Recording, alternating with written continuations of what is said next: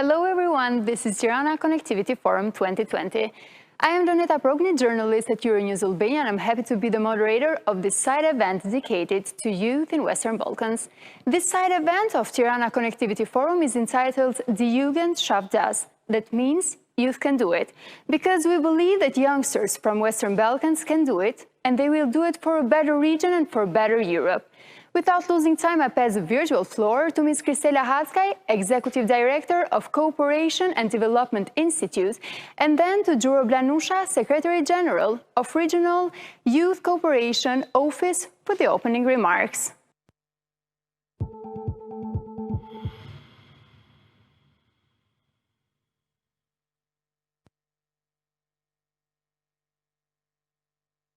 Thank you, Loneta. Good afternoon.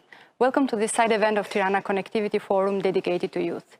This session is organized in partnership with Regional Youth Cooperation Office, the Polish Presidency of the Berlin Process, and Hanns-Seidel Foundation. I would like to thank them, but also all the panelists for accepting our invitation and contributing to this event. Since 4 years, Hanns-Seidel-Stiftung has supported the daily work of the Western Balkan Youth Cooperation Platform and the 6 youth umbrella organizations to work together and to voice up the most pressing issues for the youngsters to national, Western Balkans and EU stakeholders. On the brink of the Berlin Process Summit 2020, this year, co-hosted by Bulgaria and North Macedonia, we want this session to host a constructive debate on the progress of youth cooperation since Poznan Summit of 2019. Starting with the Paris Summit, youth has always been present in every declaration, and also EU leaders and regional leaders have undertaken more and more commitments, especially in the fight of the negative impact that youth immigration is having in the development and the reform process of our countries. During the discussion today, we will hear more details about how young people perceive and exercise cooperation in practical terms. This is why Tirana Connectivity Forum has now a tradition in providing a dedicated fora for young people. I would like to inform the youngsters that are following us that we will publish after this forum a full analysis on the progress of youth cooperation. But I would like to mention some of our recommendations that came up from the analysis. First and foremost, regional cooperation should be further supported and promoted. More financial resources are needed for those policies targeting education and employment, with particular focus on young people that need to get back into education, to catch up with schooling, especially during these pandemic times, but also to progress further in their professional and development paths. IPA support should be better aligned with the current regional agendas, and youngsters need more efficient and skilled national implementing counterpart structures. EU direct support is always provided to governments as natural partners of EU, but reality shows that when it comes to youth organizations, this direct support from donors or governments is not always producing the wished impact on the ground. This approach needs to be reformed. The government should also move their stance from dialogue to partnership. All stages of policy cycles are relevant for the exercise of such principle. Last, but not less important, an impactful policy starts from good statistics. The region needs reform of data gathering processes and of the capacities. We have a very good and positive momentum now, which needs to be boosted. Best practices of youth cooperation and youth that can do it must be promoted and build a regional narrative that helps youngsters to stay and not leave. I wish you a successful event.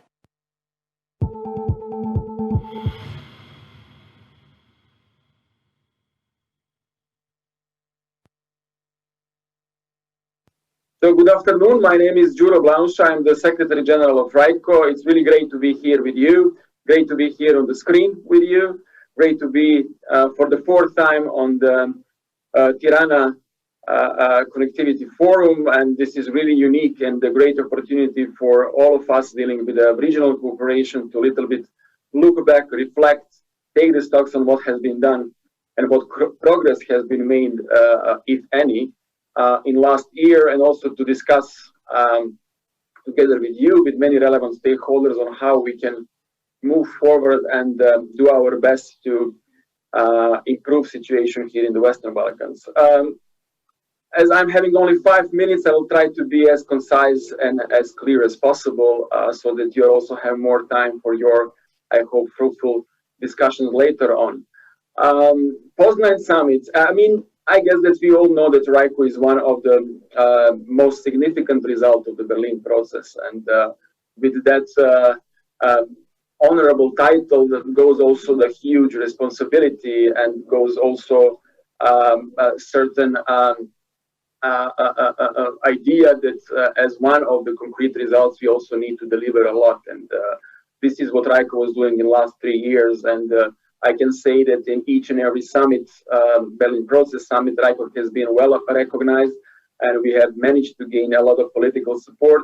In last summit in Poznan, in Poland, in July last year, we managed really to take the floor to make our stance and also to amplify what young people from the Western Balkans really need.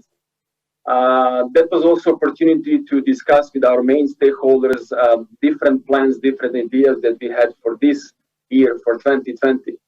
At that time, we were quite ambitious. At that time, RYCO was really growing quite fast. We have managed to contract more than 60 partners on the ground, schools and youth NGOs. We have entered into different partnerships. We also took very seriously recommendations that we had from the Poznan summit, and also a little bit went beyond the scope of our usual work. So RYCO also started an interesting project on promoting youth entrepreneurship in the region, and also promoting the social innovations in the region, but also with clear regional implications. So the idea was not really that RYCO now change its mandate, but just to find a way how to also tackle all these different relevant areas, but still to remain in our main field of work. So after Poznan, we were quite ambitious. We really entered into the very ambitious planning process, and then 2020 happened. Actually, then Corona happened, and I guess that we are all aware of all the consequences that we are already facing now, all the uncertainty that Corona brought itself. And I can only imagine that you are aware how huge impact Corona outbreak and Corona pandemic has on our work. So RYCO is an organization that is promoting mobility. RYCO is an organization that is promoting the youth exchange, the culture of mobility, culture of exchange, culture of connectivity. And then with Corona, most of the things got really complicated and postponed. In March this year, we had to really put on hold all our activities. Most actually of activities of our guarantees were now shipped to the online formats. Some of them and some of our partners simply withdraw because it was impossible to implement projects in online world. And I guess that you can only imagine how huge is the impact of ongoing crisis to our work. But every and each crisis has certain potential and certain opportunity also to introduce something good, and to also think through maybe some alternative or innovative ways of methods how we can work with young people. And this is exactly what we are doing now. This is exactly why we are having so many discussions, so many different online meetings with relevant stakeholders in the youth field in order to find the best possible solutions on how to overcome these challenges. Because apparently this kind of environment and this level of uncertainty will also remain in the next year. When it comes to overall political situation, or something that we are calling enabling environment in the Western Balkans region, I would say that in the last 1 year, that certain things has still progressed. The year started, or at least period after the Poznan summit started with, let's say, a lot of pessimism, especially after the decision of not opening negotiations for Albania and North Macedonia. That was the time when the credibility of the enlargement process was on stake. That was the time when this really strong leverage that the enlargement process had was somehow undermined, and that was the moment when we really all together had to work a lot to send out the clear messages also towards Brussels that the negotiations not only needs to be open, but the enlargement process itself has to regain its power, because that was the message also for the citizens of the Western Balkans, that conditionality should remain, requirements and all reforms needs to happen, not only because of the EU membership, but because of the interest of our citizens in the Western Balkans, in particular young people. And the good thing is that in March, these two countries opened the negotiations, and that was a kind of positive message that I hope that also has been well received by young people in the region. And this is important, to really send out the positive messages and positive signals in order to be able to gain some positive energy and some optimism to find solutions on how to overcome not only now COVID crisis, but I would also say the crisis of the enlargement process. On the positive side, I would also say that that young people do have now channels and do feel more empowered to advocate in their best interest. It's not always easy. They're having their national youth councils in most of the, as we call them, contracting parties in the region. They are having the direct contacts with us as a RYCO secretariat, but also, as you know, we have 6 young representatives in our governing board. One of them is going to join later on in the panel discussion. We are still waiting actually for our youth representative from Bosnia and Herzegovina to join, and then to somehow join this team of 6 really youth ambassadors in our governing board who are there to really be as vocal as possible and to be there to really advocate in the best interests of young people of the Western Balkans. I think that in terms of youth participation, we can talk about some tangible progress there.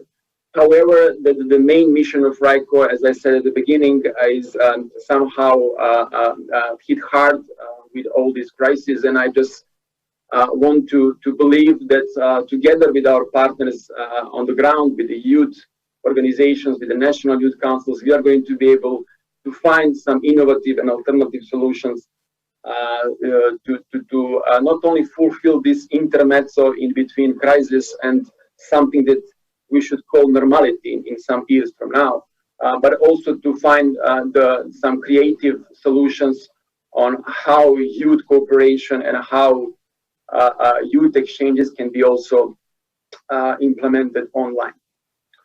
I would like to hear, and actually I will enjoy to hear the panelists on discussing really all these now necessary innovative and alternative methods. I think that we are also expecting from young people to be vocal with this regard.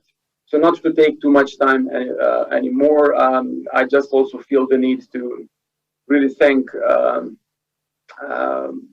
Cooperation and Development Institute. This is, I think, my last participation in the Connectivity Forum in the capacity of the Secretary General. I just feel the need to thank Andrea and Krisela for the great cooperation, also to dear colleagues from the CDI, and I wish them many, many more productive conferences, and of course I wish you all to stay safe, and I wish you productive discussion later on. Thank you very much.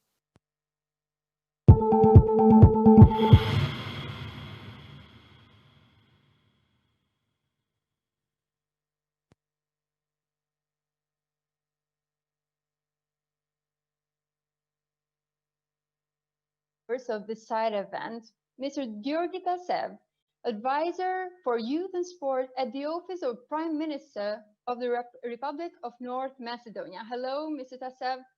Hello, thank you for the introduction. Mr. Jochen Rummenhöller, Head of the International and European Youth Policy at German Federal Youth Council. Hello, Mr. Rummenhöller. Hello, and greetings from Berlin. Mrs. Andrea Mićanović, Coordinator for Montenegro and Western Balkans Youth Cooperation Platform. Hello, Andrea.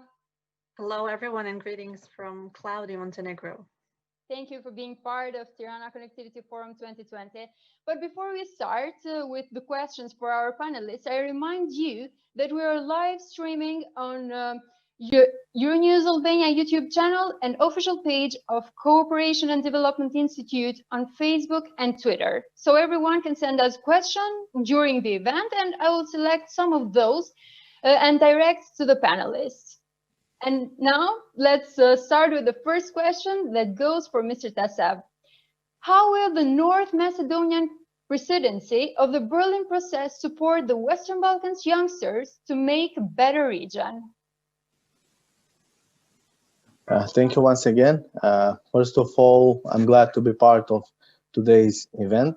when we often talk about youth and youth issues, we must always consult young people because only they know what is best for them. We are only young once, and if we work it right, maybe once will be enough. But from the very outset, from our position, youth was considered as a horizontal issue on the priority agenda of the joint chairmanship that we have together with our friend country, Bulgaria. At the end, it's the young people who started, are making the changes in the Balkans, and such they want to move forward, building society on youth needs. We as the government, together with our friend country from the Western Balkan, must remain committed to the vision of the youth and support them in every aspect. Their ambitions to share new ideas are added value on the road to European perspective. We must include the youth in decision making, in participation process, and on the same table with the institutions, and all together to create policies, activities, and initiatives in order to jointly improve our status of the young people. With our policies aiming at friendship, peace, reconciliations, we want to send a message to all young people in the region, on the Balkan, that this is a place when you can fulfill your potential, and we can build all together society based especially on the youth needs.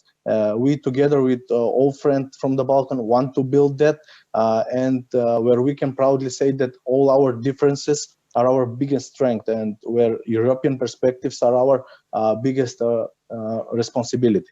Unfortunately, the youth forum that was planned to held in our country, envisioned as the large gathering of the youth community forum from the region and beyond, couldn't be organized because of our invisible friend COVID-19 and its fluidity, which forced us to work on agenda reshuffling, postponement, and cancellations.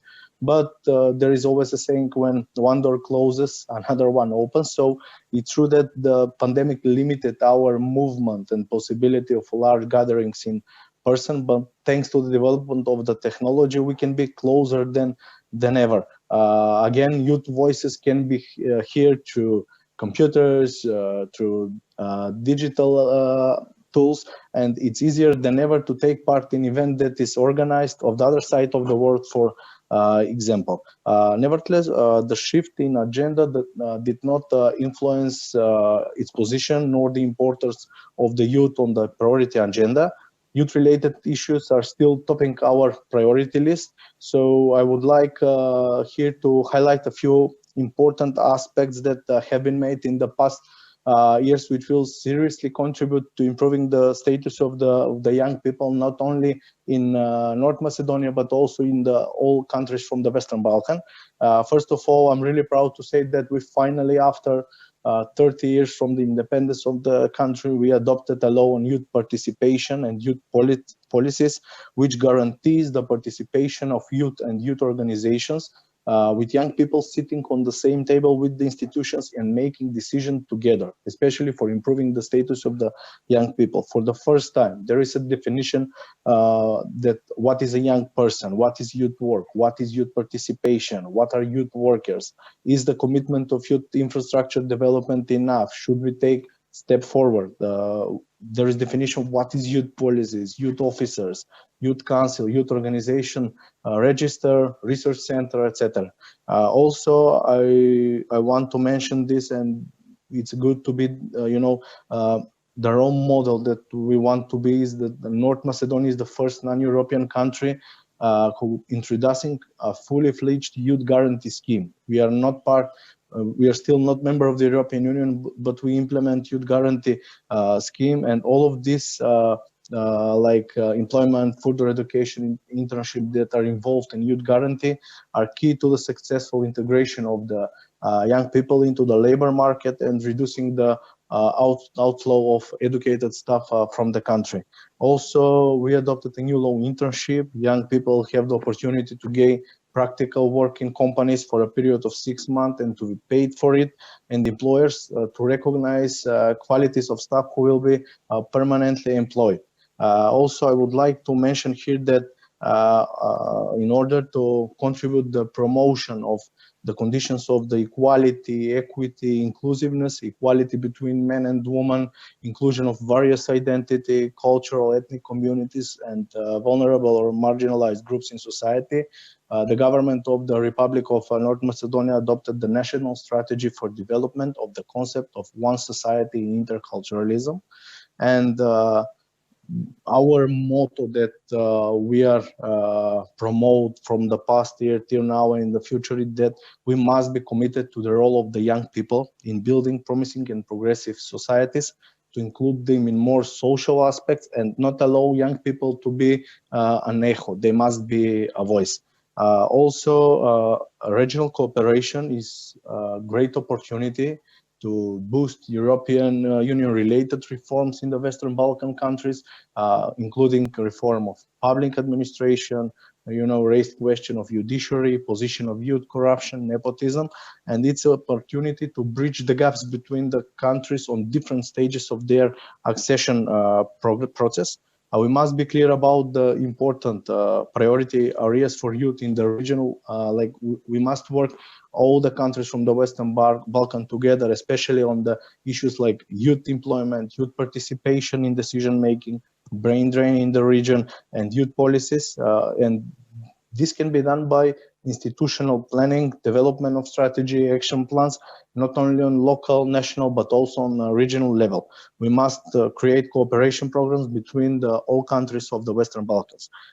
We aim at depending on the topics of the discussion, to find a place for youth-related topics in almost every prior of the Sofia summit, like meetings of Minister of Interior, meetings on Roma integration, meetings of Minister of Economy, Foreign Affairs, think tank forum, etc. So at the end, together with different stakeholders, we will work towards providing grounds for reflection of youth interests within the final documents of the joint chairmanship.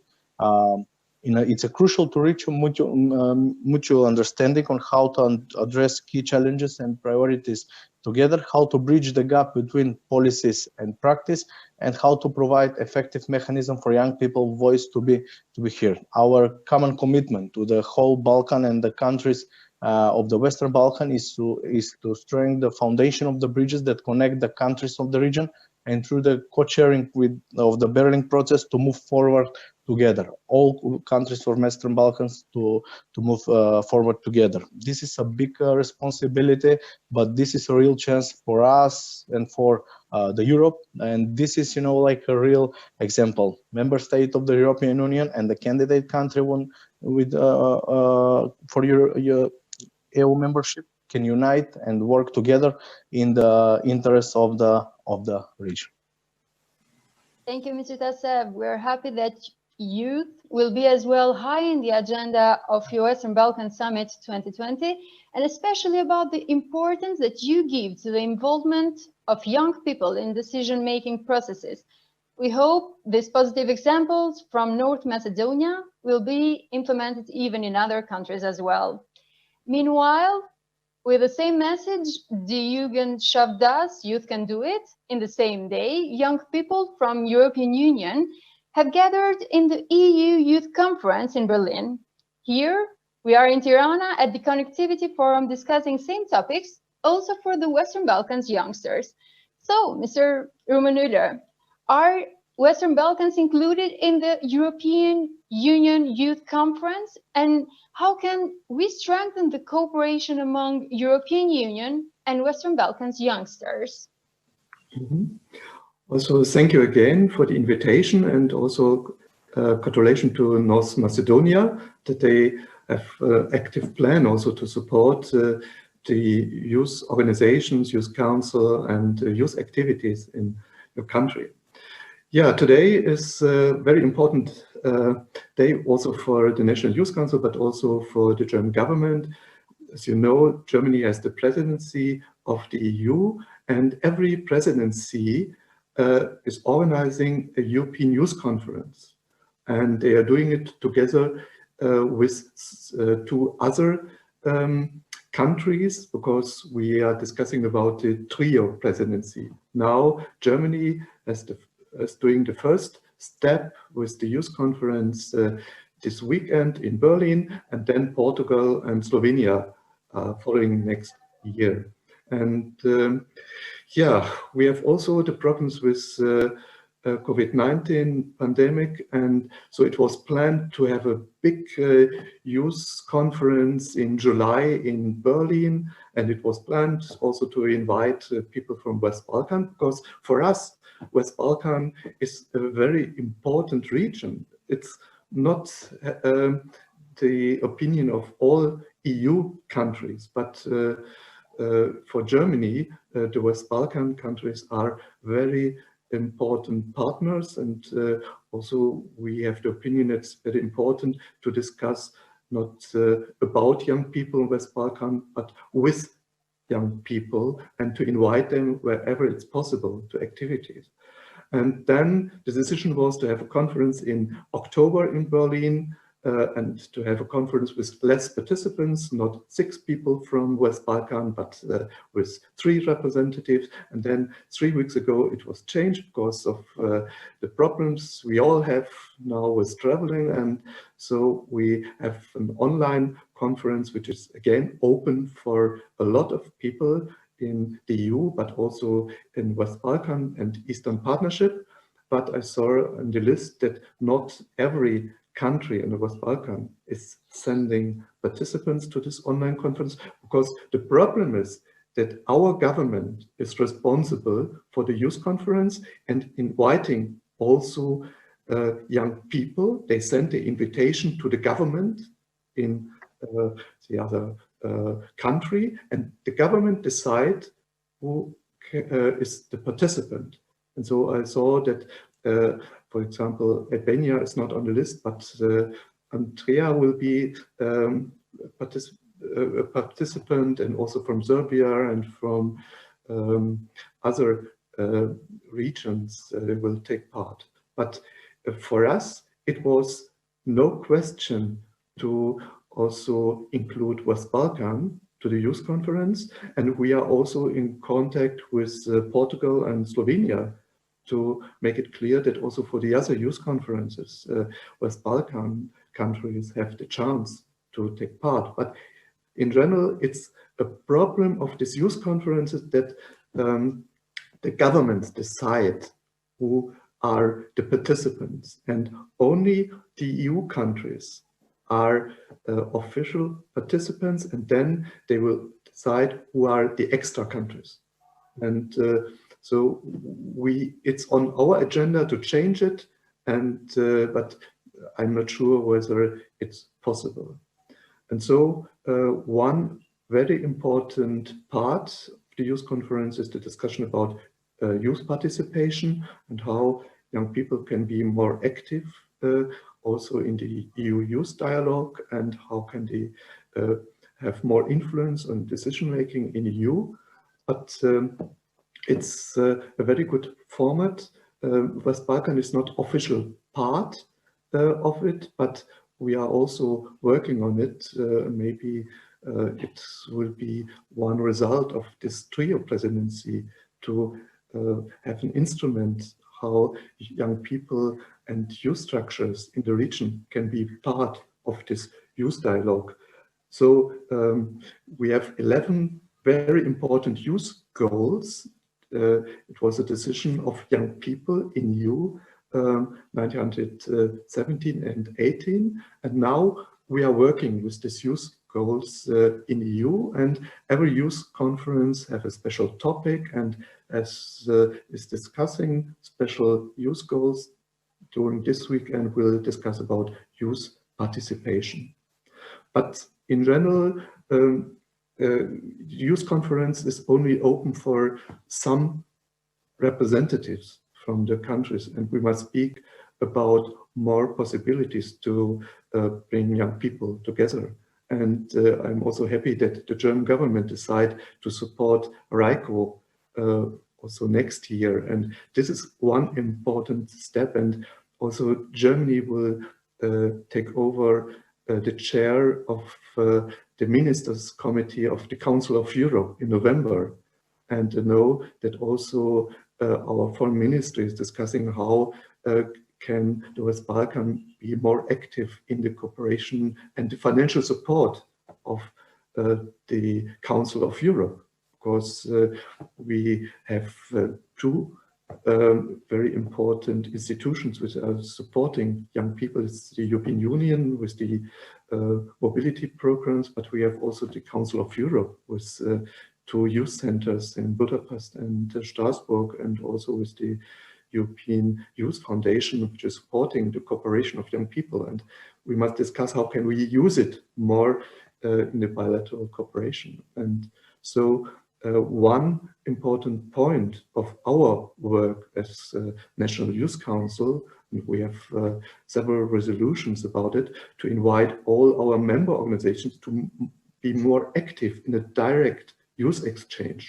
We are speaking about West Balkan, telling them it's no problem to travel to the region. It's not dangerous. It's very nice to be there, and you have the chance to meet very nice people. And also to tell them, please open your activities in Germany or in the neighbor countries for young people from West Balkan.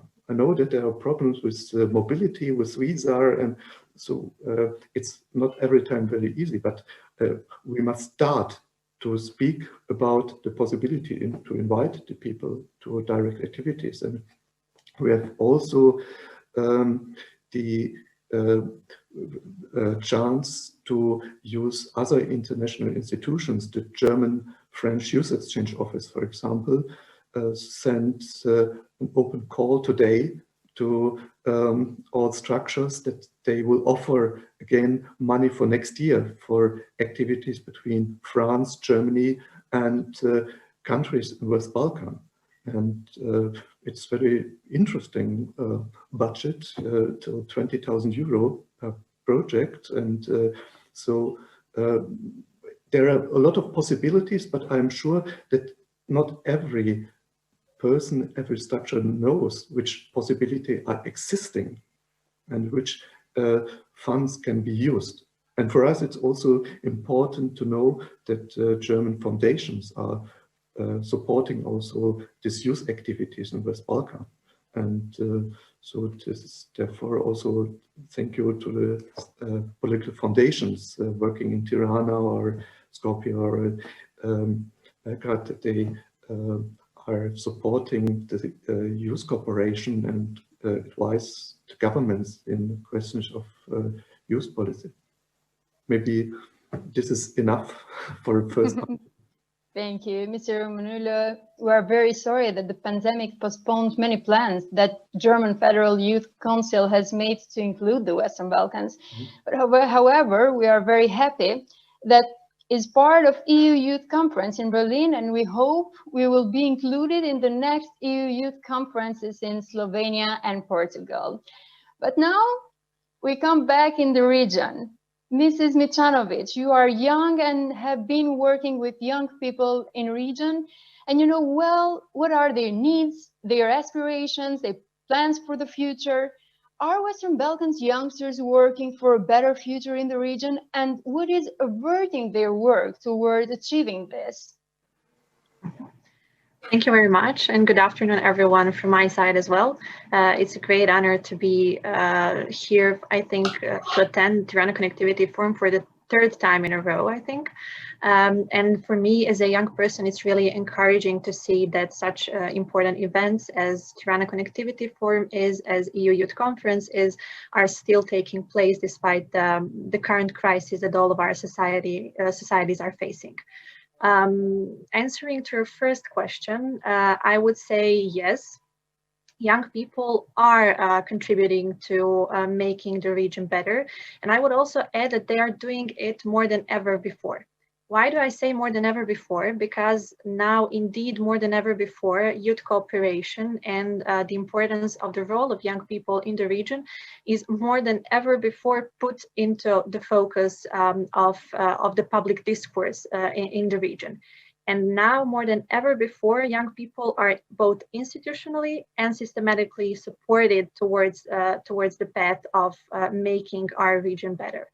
For example, there is the Western Balkans Youth Cooperation Platform, which is an online tool and a tailor-made space for not only young people, but also other structures such as civil society organizations, non-formal groups, etc., to connect to each other and to exchange opinions, exchange ideas, to meet with each other, also to plan, to organize, and to voice up their action. Then on the other side, we have also the Regional Youth Cooperation Office, RYCO, which was developed with an aim to promote the spirit of youth cooperation and reconciliation in the region through the mechanism of youth exchange programs.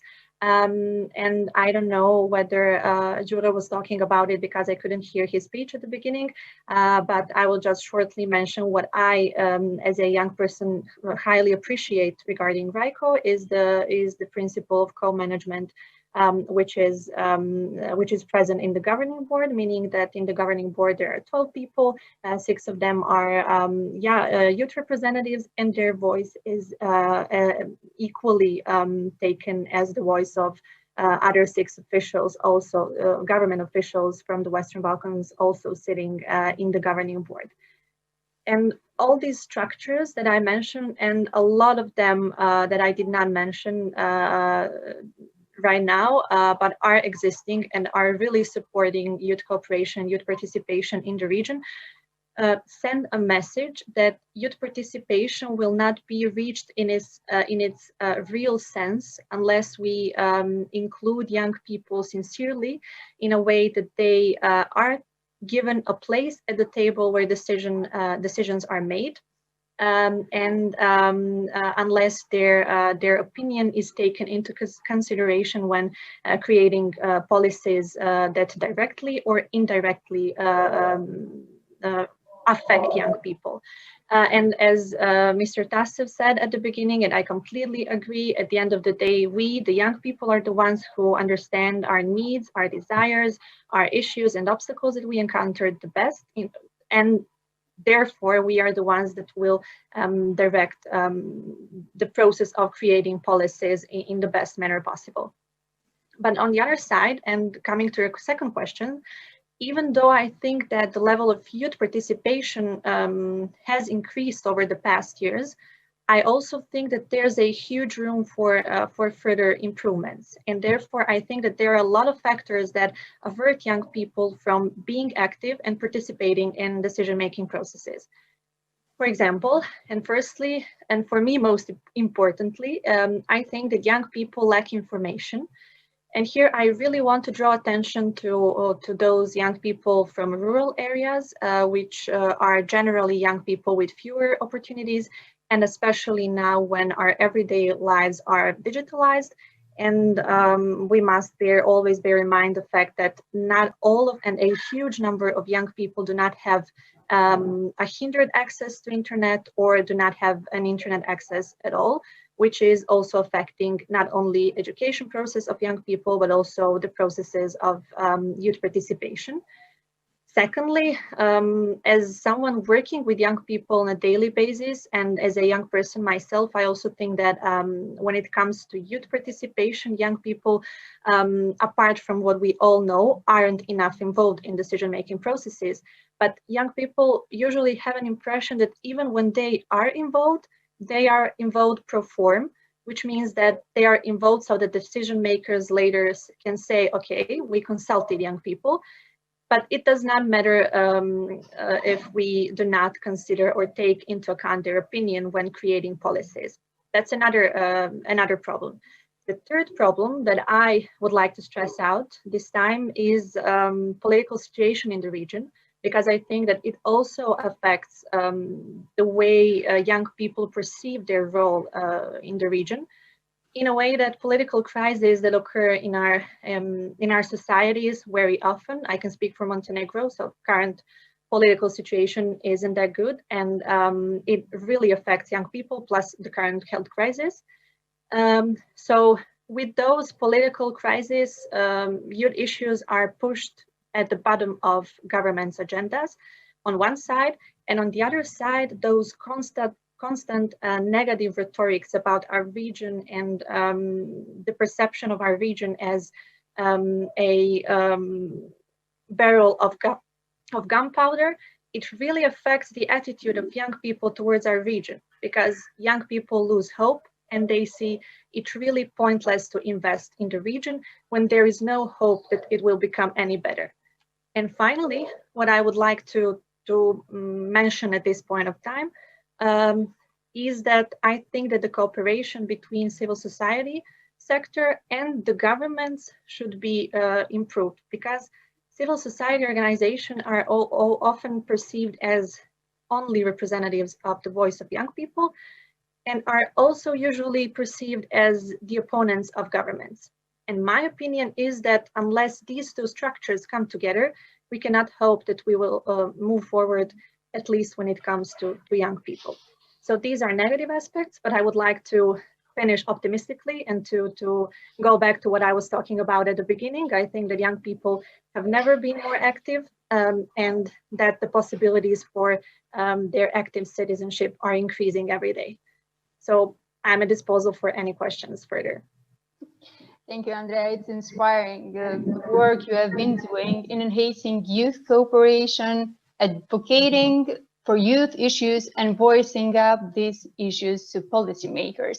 It's very important for the youth, for us, to properly address our challenges to the ones who have the power to change things for good.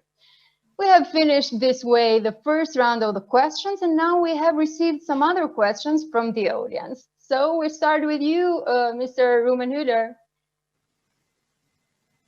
Can German Federal Youth Council influence European Union youth policies during the German presidency of the EU? If yes, how are they doing this? Yeah, it's not easy to answer, because all the time we are optimistic that we can do so, and that the politicians are listening to us. But the first problem is now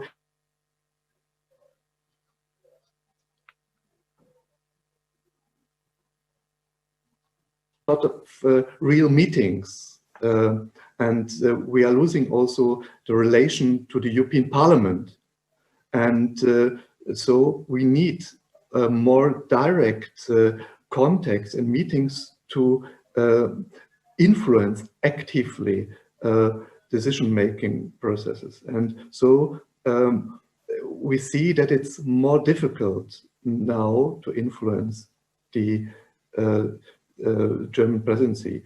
We have 6 very important areas where we want to make lobby work. For example, also fighting for Green Europe, the Green Deal, or migration, or more participation. And we have direct meetings with ministers. For example, last month we had a meeting with the Minister for Finance.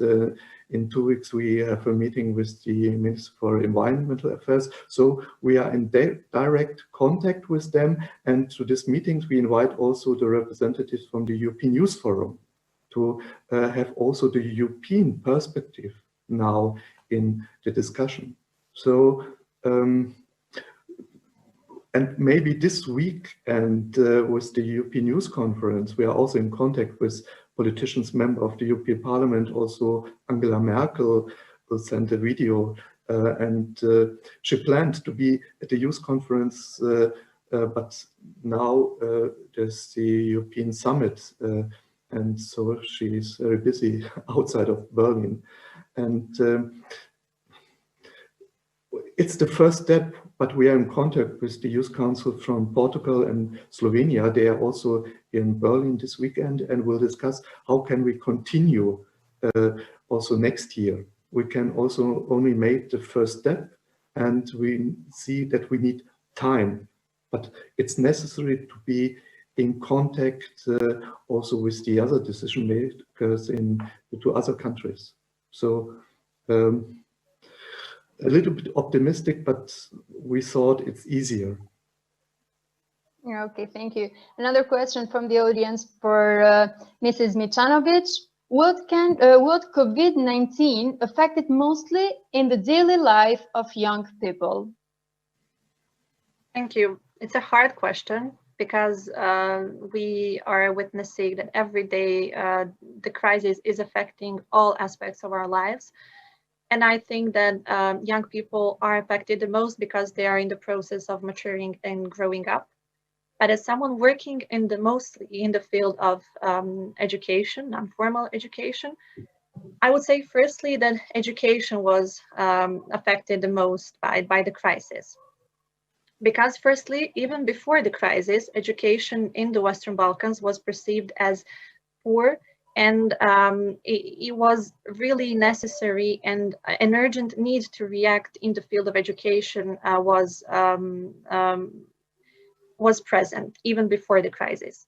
But then after the crisis, when the whole process is digitalized, and I think that after the crisis and now as well during the pandemic, the situation got even worse because firstly, the gap between young people with fewer and more opportunities has broadened in a way that, as I said during my first input, not all of young people, I can speak for Montenegro, but also for other countries because I've done last week of research on it. Not a huge number of young people do not have access to internet, to gadgets which are needed to follow the lectures, so they are out of the education process. As someone who's a student, I can also say that at the beginning of the crisis, when the first lockdown happened in Montenegro, it was really hard for me to follow the process of education because for a month or even more, I did not have any lessons. And then after a month, I had exams. And it's the easiest for us who are university students. Now let's imagine how it is for primary school students or secondary school students who really need assistance from their professors and who are not prepared to self-study. Then on the other side, it was really hard to overnight adapt to a completely new way of studying, which is a digitalized way of studying. And it caused a lot of other problems. So I think that also the crisis affected mostly the mental health of young people, which I think should be more in the focus of not only decision makers, but also of civil society sector and of all of us who are working with young people. And not only all of us who are working with young people, but all of us young people who can help our peers overcome the situation. So the mental health and education, why I say the mental health, mental health issues are not only a problem of young people currently, but of the whole situation. But I'm now turning back to what I said, young people are in the process of maturing and growing up. So those mental health issues are more serious when it comes to young people than when it comes to adults. It's natural because of isolation.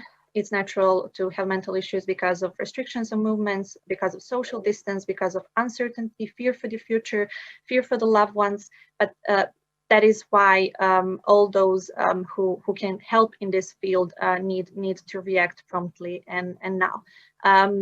In that way, my proposal directed to the education system in Montenegro, but also now I'm directing a message to also other decision makers in the region, is that we should connect or include mental health into school curricula, especially now when lessons are taking place mostly online.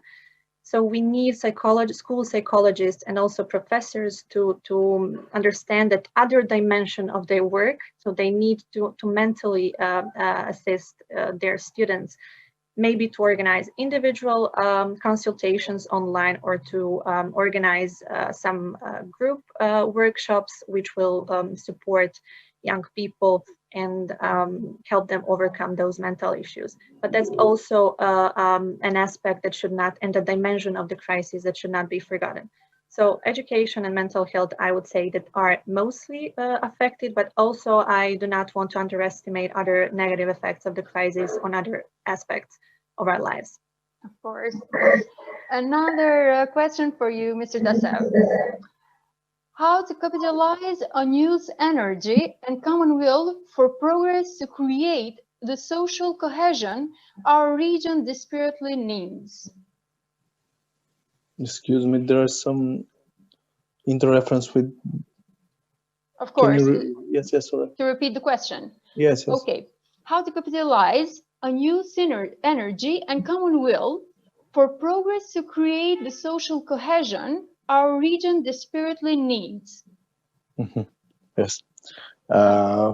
First of all, as I said on the beginning, we must be prepared to listen to the young people, and because there in the Balkans there are a lot of ethnicity, we need all young people to communicate together, to speak loud about the problems that we have, to speak loud to the governments, to sit on joint table, discuss things, and because of that we can say that in order to promote promotion, equality, inclusiveness, inclusion of various identity, cultural, ethnic communities, I think the most efficient way of doing this is if we young people stand together and create this synergy that all the people from the Balkan need, especially as Andrea mentioned that there is a lot of there's a lot of not stable situations here in the Balkan. It happens in the most past years, and now there is in some countries, but at the end of the day I think the most efficient way is to stand together like this, communicate, share things on the same table together, and I think we can create this that Balkan desperately needs, especially in the field of peace and reconciliation, especially also we can put aside also the effect that RYCO have. Also we can use this as a tool to create this synergy between young people, youth organization for youth, institution, and I think this is maybe the most efficient way we can create this synergy to say that yes, we are the young people who share the same values, share same ideas, share same initiatives. We are the same, we are equal like our young friends from the European Union. Well, we are done with the questions. Thank you. I give the floor to each of the panelists for a final intervention. What would be your message directed to the organizers of Western Balkan Summit in Bulgaria and North Macedonia about youth inclusion and support? Let's start with Mrs. Mićanović. Thank you very much. I will be short. And in this period of youth cooperation and the importance of youth reconciliation, I would send a short message that a lot of opportunities have gone by and a lot of years have passed because of the turbulent past that we had in the Western Balkans. And I think that we do not have any time left to spare, and this is why I think that we should finally, this is a message for the young people, but also for the decision makers who are expected to support us. So we should react now, and I think that the first step towards achieving what we want for our region in 5 or 10 years is to realize the potential that we have as young people. So the first step towards a better region is that we young people understand who we are, what we can do, and to understand that we are not, and that's a sentence that I always repeat, we are not the future of our societies, we are the present, and we should act now in order to have a better tomorrow. Thank you. Mr. Tasev?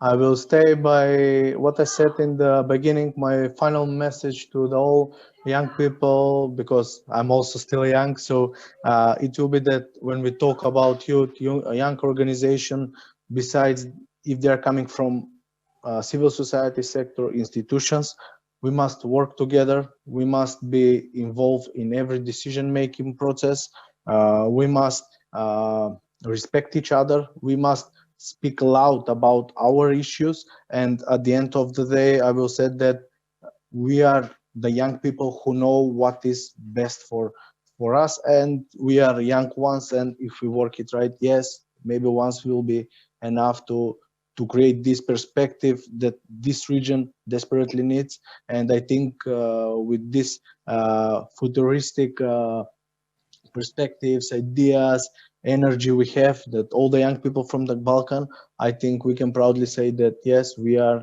this Balkan youth that can share Europe values, Europe ideas, and at the end we are the creators of our own future. Thank you. Mr. Rummenhöller? I have some messages. First message is trust the young people in your country. This is first very important message. Second message is include them in the decision-making processes. So give them more influence in the daily life, because young people are interested to be more active also in the society. Third message is invest wherever it's possible into education, because education is very, very important for all young people, not only in West Balkan, but everywhere in the world. Fourth, very important message is invest into mobility programs. Give young people in your country the chance to meet other young people in the neighbor countries or all over Europe, and be active and be open as government to cooperate with RYCO, with EU, with Council of Europe, with other institutions which are supporting also this exchange. And I'm working in the structure of a National Youth Council. Therefore, it's for us very important to have also National Youth Councils as partner structures in the countries, because this is one door also to closer cooperation to other European countries, to give them a chance to influence also the cooperation on international level. My message is that we, as National Youth Council, but I'm sure that also our government is supporting this sentence, we are open for questions for West Balkan. Also, we have resolutions in the youth organization in Germany to be open for the membership of West Balkan in EU. We have had a lot of discussions in our General Assemblies during the last years, and we have dispositions. And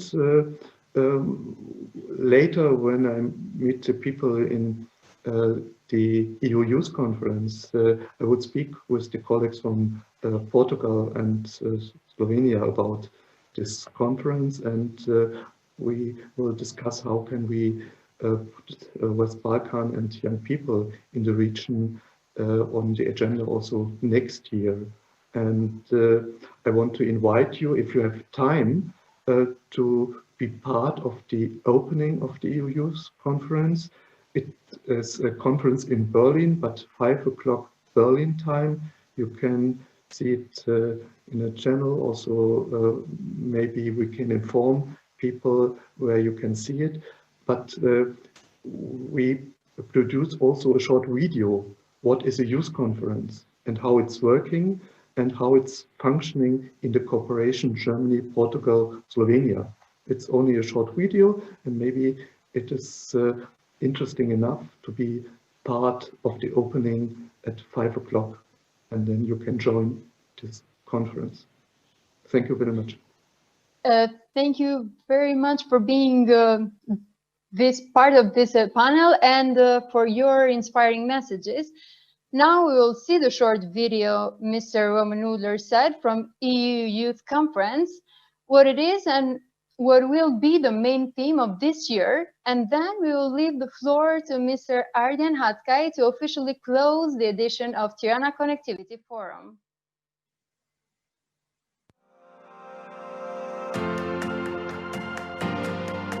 The EU Youth Dialogue focuses on the 11 European Youth Goals.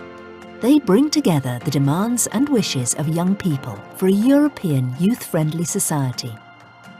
The EU Youth Goals are part of the EU Youth Strategy and are therefore fundamental principles of EU youth policy. The Youth Goals will be further developed at all political levels in order to implement them. A youth goal is set by 3 countries, which together form a trio presidency of the Council of the European Union for 18 months. During the trio presidency, the EU Youth Dialogue will also focus on this youth goal. The youth goal is also the subject of the EU Youth Conferences. EU Youth Conferences are a format for dialogue between young people and politicians on an equal footing. The outcomes of the EU Youth Conferences are incorporated into the work of the EU Youth Council of Ministers. There, common positions of the EU countries are developed as recommendations and guidelines for the member states. They can also influence the work and tasks of the EU Commission.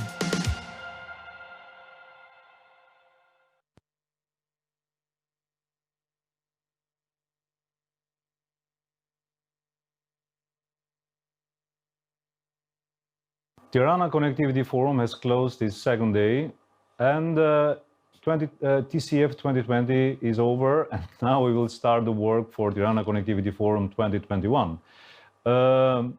It has been a very successful event with a lot of takeaways, a lot of conclusions, a very lively debate that has been developed notwithstanding the challenges that were posed to us by the pandemic.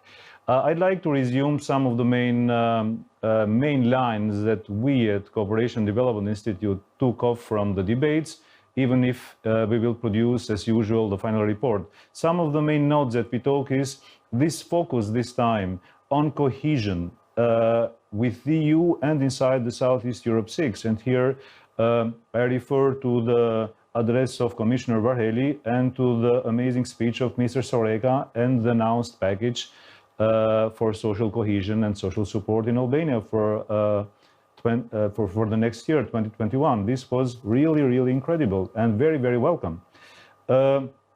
We had, during our debates, a region that works together, a Southeast Europe 6 region that works together and succeeds in facing and in fighting a pandemic. And here the best example is the establishment of the green lanes. The need for better coordination and also a joint planning to face or to profit the better from the new investment plan that will be presented by the European Union next week was also discussed and coordinated. The need of an intersectorial approach was very much highlighted. And here we are very happy to announce that Cooperation Development Institute has just started the revision of and the enrichment of the Observatory for Regional Integration, in which we have classified or repertoriated 71 regional cooperation initiatives. This will be a very interesting tool in the hand of decision makers and other stakeholders interested in regional cooperation that would like to see if they can find synergies. We plan it to be ready by the end of this year and to present it. Another very important leitmotif or fil rouge that appeared during the discussions was the obligatory coordinated approach with the United States. We observe a return, if we may say, of the United States in the Southeast Europe 6, focused on connectivity. The Washington Accord between Kosovo and Serbia are a clear indicator of this, and it was a clear discussion, a clear conclusion that came from this forum that Europe must coordinate with the United States must coordinate with Europe in order to identify which are the priority projects, modes of financing, in order to find synergies. We had two wonderful long talks, I would say, with Professor Mićanović and President Prodi. Professor Branko Mićanović talked about the long-term factors that determine Southeast Europe 6 development and growth, the focus to increase connectivity, the indispensable role of education, the evolution of global value chains, the role of China in Southeast Europe 6, a very interesting angle between corruption and connectivity. I suggest very much you to log in again and see it. All these registerings are in YouTube. We will provide the address and also some advice on the way forward. What should we do? I mean, is emigration a choice? And we had President Prodi talking about the Adriatic as a lake, not as a sea. A lake unites us, a sea divides us. So Adriatic is a lake that unites eastern shore with its western shores. On the importance, he spoke, President Prodi, on the importance to capitalize our joint history, the contribution of enlargement for the reforms. It was very interesting to note that President Prodi said that the reforms will happen faster and better once our countries are within or as close as possible to EU. And the institutionalization of the cooperation between Italy and Albania. And this forum came up with this idea. We asked him the question, what should be done? And he proposed the joint meeting of two prime ministers, Conte and Rama, before the end of the year. And we sincerely hope it will happen. I will officially close this forum by thanking the CDI, Cooperation and Development Institute team that made this possible, and the wonderful team of Euronews Albania that made it happen. Thank you very much. Please stay tuned, follow us on the social media with the full package of all the records that you can consult at your leisure. And see you soon, and certainly see you next year, hopefully physically. Stay safe, stay connected.